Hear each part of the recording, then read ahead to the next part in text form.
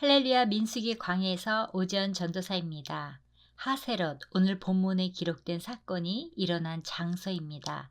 시내산을 떠난 이스라엘이 기브롯 핫다와를 지나 두 번째 진친 곳입니다. 오늘 본문 12장은 하나님이 이스라엘 백성이 지도자로 세우신 모세에 대한 도전입니다.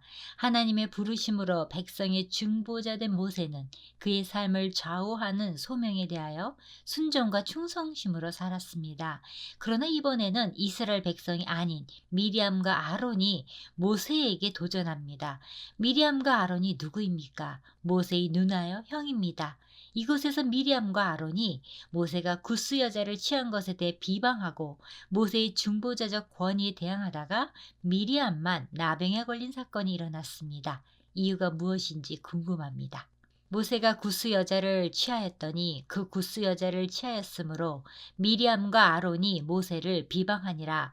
그들이 이르되 여호와께서 모세야만 말씀하셨느냐 우리와도 말씀하지 아니하셨느냐 하매 여호와께서 이 말을 들으셨더라.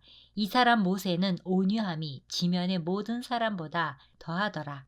미리암은 모세가 갓난아기로 나일 강가에 버려졌을 때 지켜보다가 공주가 모세를 건졌을 때 찾아가 유머를 알아봐 주겠다고 말한 사람입니다. 모세의 일생에 지대한 영향을 끼친 사람이요, 제사장 역할을 했던 모세 형 아론과 더불어 이스라엘의 여선지자로서의 칭호가 주어졌던 주요 인물이었습니다. 그런 그녀가 아론과 더불어 모세가 구스 여자를 취하였다고 모세에게 비방합니다. 모세가 구스 여자를 취했다는 것은 그의 아내로 맞았음을 의미합니다. 미리암은 이방 여인을 멸시하여 가족의 지위의 수치가 된다고 생각합니다. 비방에 대해 얼핏 생각해 보면 미리암과 아론의 주장이 한편으로 타당해 보입니다. 그렇지만 하나님이 모세에게 내린 명령을 자세히 살펴보면 너희가 가나안 땅에 들어가거든 이방 여인을 며느리로 삼지 말라는 내용이었습니다. 이방 여인들이 섬기는 이방 신들이 이스라엘 안으로 들어오는 것을 금하신 것입니다. 그런데 모세가 결혼한 상황은 가나안에서의 상황이 아니며 이방인 중에는 이미 하나님을 섬김으로 이스라엘 백성으로 편입된 사람들도 있었습니다.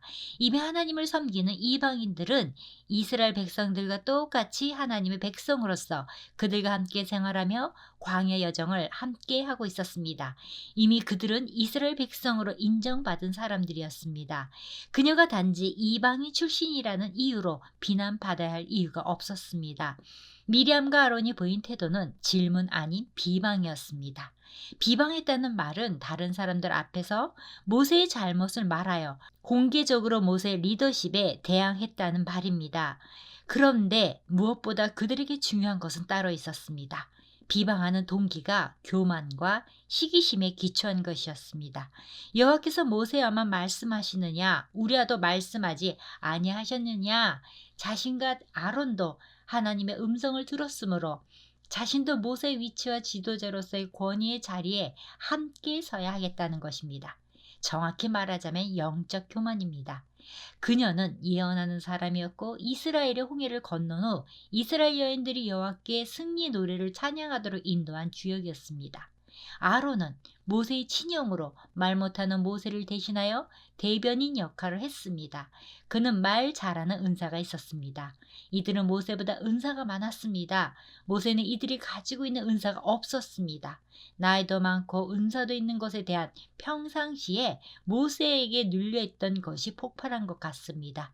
이러한 태도는 모세가 이스라엘 여자가 아닌 함족 계열인 구스 여자를 취하자 표면화되었습니다.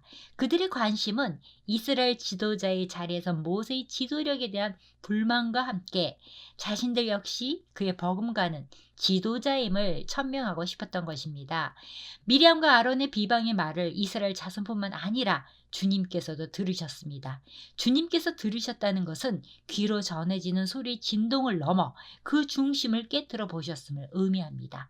예수님께서는 내가 너에게 이르노니 사람이 무슨 무익한 말을 하든지 심판날에 이에 대하여 신문을 받으리니 말씀하셨습니다.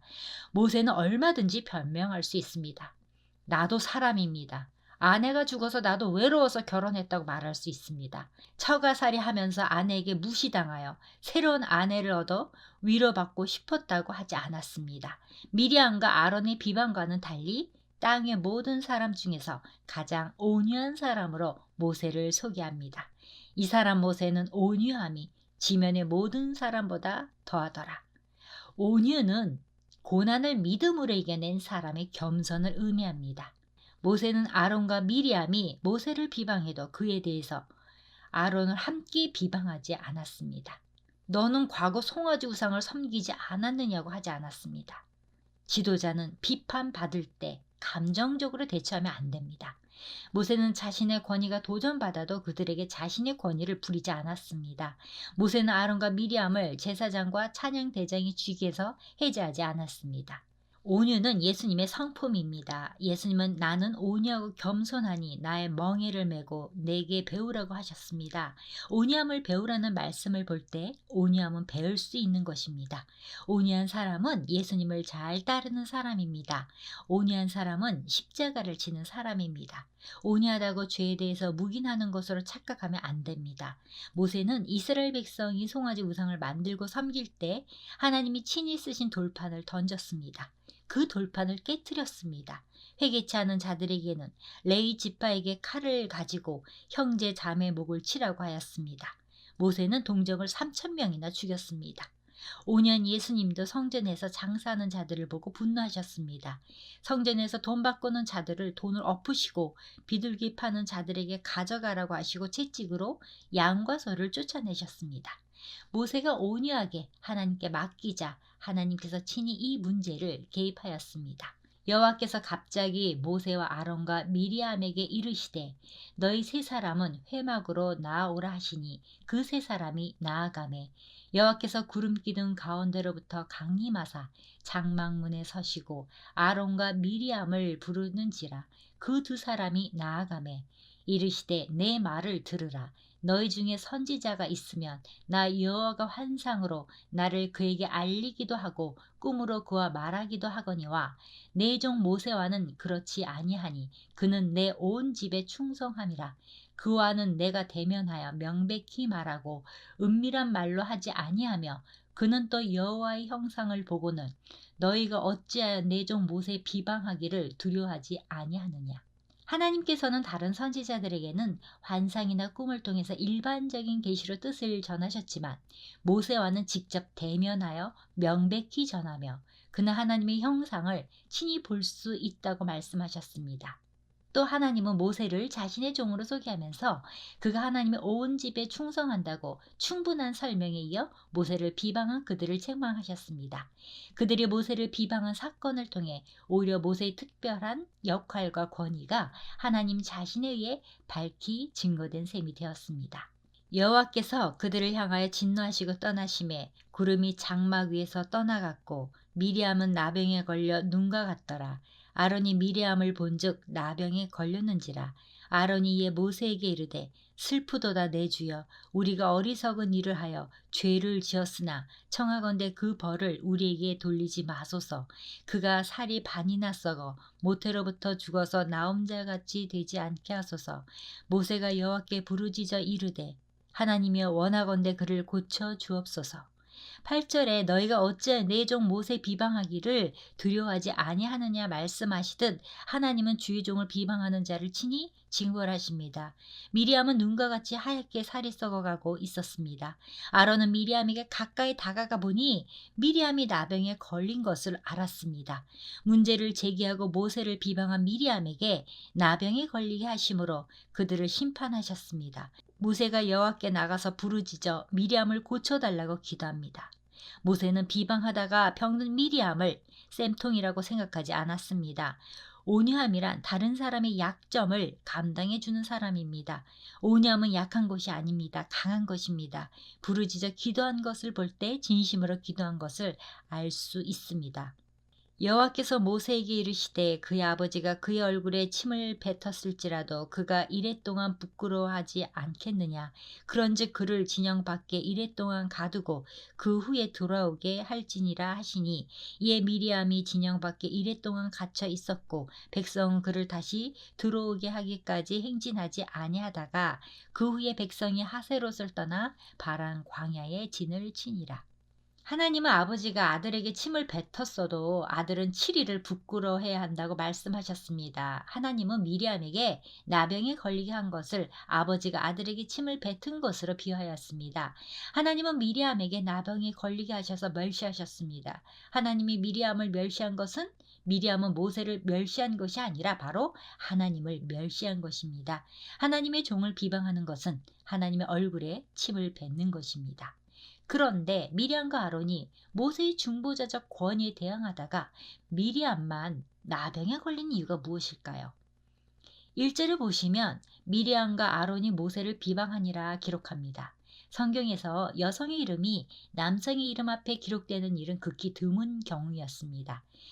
특히나 대제사장직을 수행했던 아론의 앞에 여인의 이름이 기록되었다는 것은 모세를 향한 비방의 선봉에 미리암이 있었음을 선명하게 보여줍니다. 즉 미리암이 주동적으로 먼저 모세를 비방하여 미리암은 형벌을 받았으나 아론은 제외되었습니다. 나병 환자는 옷을 찢고 머리를 풀며 윗입술을 가리고 외치기를 부정하다 부정하다 할 것이요 병 있는 날 동안은 늘 부정할 것이라. 그가 부정한즉 혼자 살되 진영 밖에서 살지니라. 사실 낯선 광야에서 회중을 떠나 진영 밖에 머문다는 것은 곧 죽음이 예고되었음을 의미했습니다. 척박한 광야에서 혹독한 일기를 견뎌야 했고 줄일 대로 줄여 도끼를 품은 들짐승들의 위협을 버텨야 했습니다. 이는 잘 훈련된 건장한 남성에게도 어려운 일이었습니다. 병에 걸려 몸이 쇠약해진 여인의 몸으로는 더더욱 견디기 어려운 환경이었습니다. 제 아무리 소리쳐도 도움을 줄 수 있는 이가 하나도 없는 곳이 바로 광야였습니다.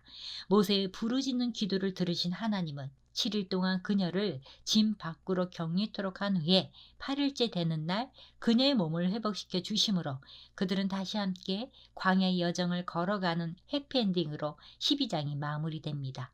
그리고 이후에 성경에서 미리암의 이름은 등장하지 않습니다. 마무리합니다. 오늘 본문을 통해서 우리는 몇 가지 중요한 사실을 알 수 있습니다. 첫째, 하나님이 세우신 위대한 지도자라 할지라도 가장 가까운 사람으로부터 리더십에 대한 도전과 비방이 있다는 사실입니다. 아무리 위대한 하나님의 사람이라도 지도자, 리더라는 자리는 비방받기 쉬운 자리라는 사실을 우리는 기억해야 합니다. 두 번째, 하나님의 세우신 리더는 하나님이 그의 변호인이 되어주신다는 사실입니다.